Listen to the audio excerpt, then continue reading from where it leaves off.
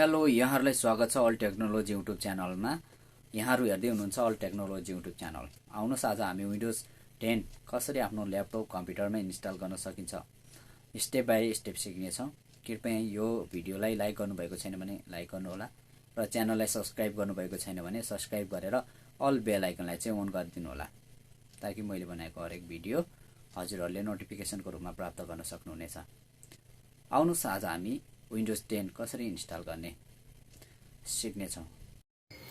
यसरी 22 मा गइसकेपछि हजुरले यहाँनिर फर्स्टलाई चाहिँ यूएसबी सिलेक्ट गर्नुपर्ने हुन्छ। मैले यूएसबी सिलेक्ट गरिसकेँ, हेर्न सक्नुहुन्छ। फर्स्ट डिभाइस मेरो यूएसबी भइसक्यो। त्यसपछि चाहिँ हजुरले F10 गरेर सेभ गरिदिनु होला। रिस्टार्ट भइसकेपछि म विन्डोज 10 हाल्न गइरहेको छु। हजुरहरूले पनि मजाले यसरी घरमा मजाले विन्डोज 10 हाल्न सक्नुहुन्छ। नर्मली घरमै बसेर अन्यन्त्रले एउटा बुटेबल पेन ड्राइभद्वारा हजुरले मजाले विन्डोज 10 आफ्नो ल्यापटप कम्प्युटरमा हाल्न सक्नुहुन्छ है। आज हजुरलाई म स्टेप बाई स्टेप सिकाउने छु। अन्तिमसम्म यो भिडियोलाई चाहिँ हेर्नु होला है, नछुट्याइकन हेर्नु होला। स्टेप बाई स्टेप सिकाउने छु। यहाँसम्म गइसकेको छ हाम्रो प्रोसेस। अब हजुरले नेक्स्ट गरिदिनु होला अनि इन्स्टल नाउ गरिदिनु होला। मैले इन्स्टल नाउ गरिदिसकेको छु। सेटअप इज स्टार्टिङ भनिरहेछ, एकछिन वेट गर्नुहोस्। हाम्रो सेटअप हुँदैछ है। ल यहाँनिर हाम्रो ओपन भइसकेको छ। यहाँनिर म विन्डोज 10 प्रो हाल्न गइरहेको छु है। ल नेक्स्ट गरिदिइसकेँ। विन्डोज 10 प्रोलाई नेक्स्ट गरिसकेपछि यहाँनिर जाने नेक्स्ट अनि यहाँनिर कस्टम सिलेक्ट गर्नु होला। अनि त्यसपछि यहाँनिर हेर्न सक्नुहुन्छ मेरो चाहिँ विन्डोज 10 म यसमा राख्न गइरहेको छु, यो ड्राइभमा।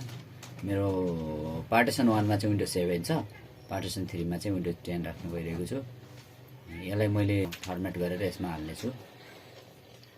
ड्राइभ 3 फर्मेट भइसकेको छ हाम्रो यो 83.0 GB मा। फ्री पनि 82.9 GB भएको छ। यसमै सिलेक्ट गरेर नेक्स्ट गर्नेछौँ है। त्यसपछि मैले नेक्स्ट गरिदिइसकेको छु। हाम्रो विन्डोज फाइलहरू कपी हुँदैछ, एकछिन वेट गर्नुहोस्। अनि यो कपी भइसकेपछि हाम्रो सेटअप प्रोसेस सुरु हुन्छ। हजुरले मजाले घरमै बसेर गर्न सक्नुहुन्छ। यो चाहिँ त्यति गाह्रो छैन।